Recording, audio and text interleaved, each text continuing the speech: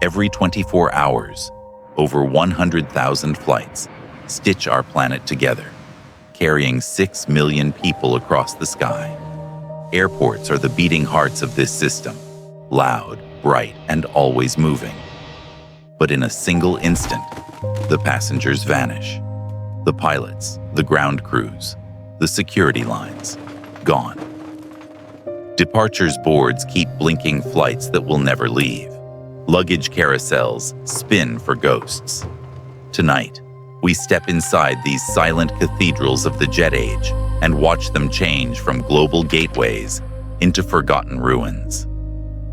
From the chaotic first hours of empty skies to the moment forests grow through our runways centuries later, this is how global travel ends after humans vanish. In the immediate aftermath, the world's major airports enter a state of surreal purgatory.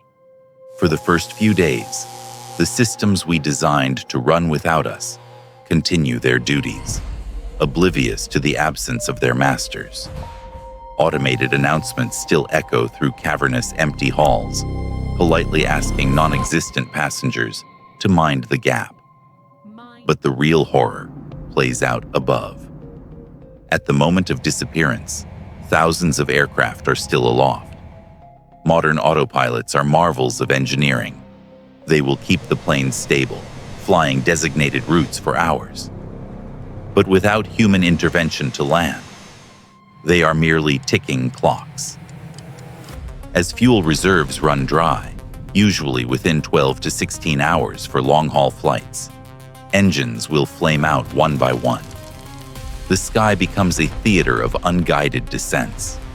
Most will crash into oceans or remote landscapes, but some may glide toward the very runways they were scheduled to visit, ending in twisted metal on the tarmac.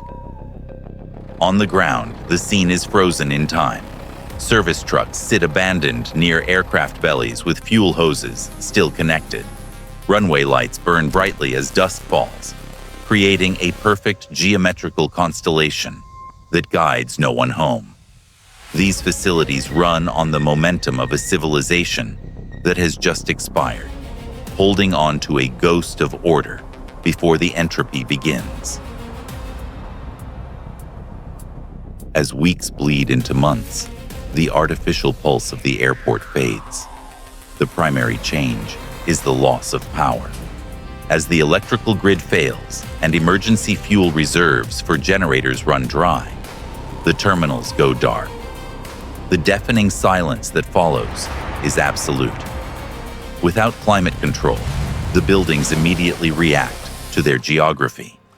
In coastal airports built on reclaimed land, like Kansai or JFK, pumps that keep the rising tides at bay stop working. Seawater begins to creep onto the runways and into the basements, beginning a process of rapid corrosion. Conversely, in desert hubs like Dubai, the enemy is sand.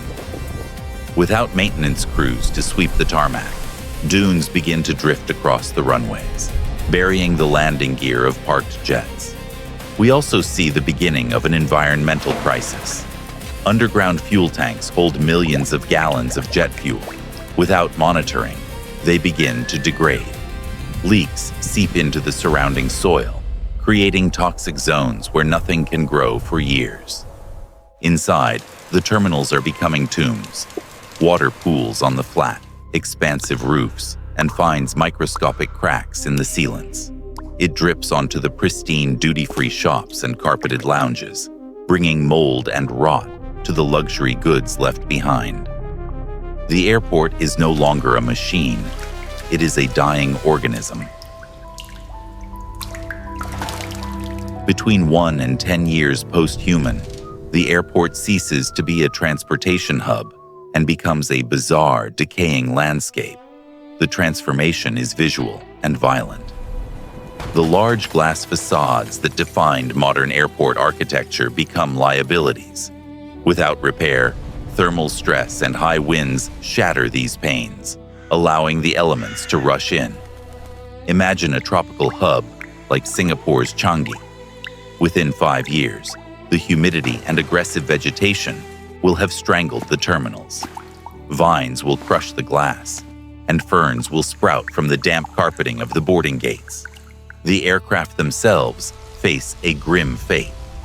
While aluminum is resistant to rust, it is not invincible.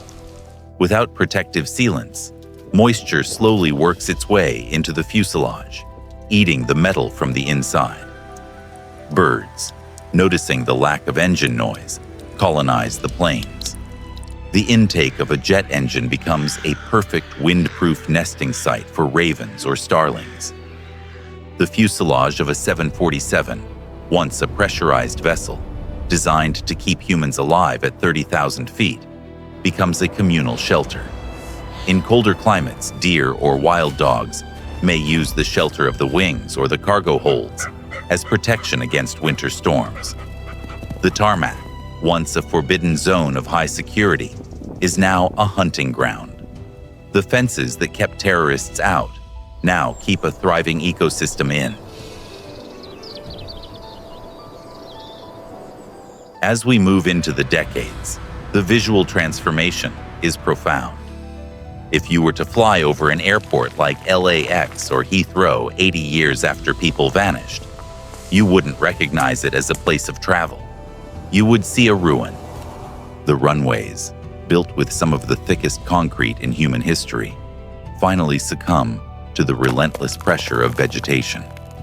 Roots from saplings seek out expansion joints, prying the heavy slabs apart. The once smooth strips of gray are broken by jagged lines of green. This is the era of structural collapse. Without maintenance, the steel rebar inside the concrete begins to rust and expand. This pressure, known as spalling, cracks the stone from within. Around the 50 to 70 year mark, the iconic control towers, the symbols of our oversight, will likely fail. Their metal staircases rust through, and the weakened concrete structures topple in heavy storms, crashing down onto the overgrown aprons below. The aircraft are now skeletons.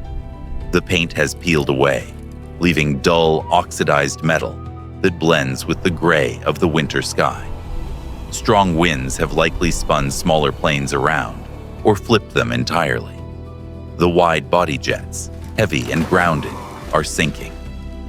As the ground settles and rain undermines the tarmac, the landing gear punches through the asphalt, leaving the planes kneeling in the dirt, their bellies resting on the earth. Centuries later, the airport enters the realm of archaeology. Most of the surface structures, the glass, the drywall, the copper wiring, the plastic seats, have decomposed or been buried under layers of leaf litter. The terminals have collapsed into mounds of unrecognizable rubble, covered in a thick blanket of mature forest.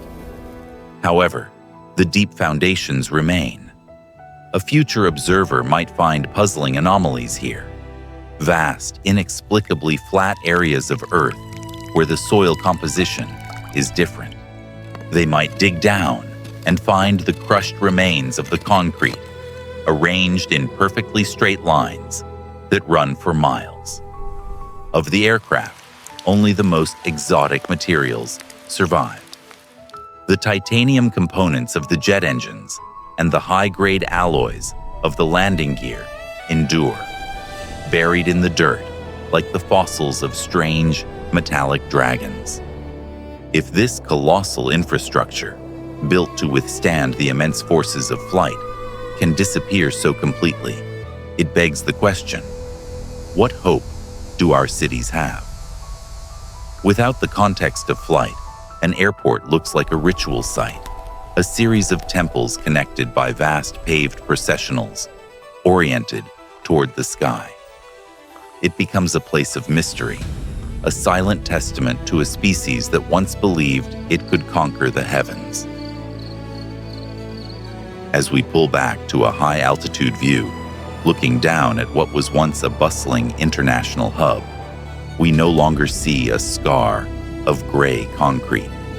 We see a lush green landscape marked only by the faint straight lines of ancient runways, scars that are slowly healing.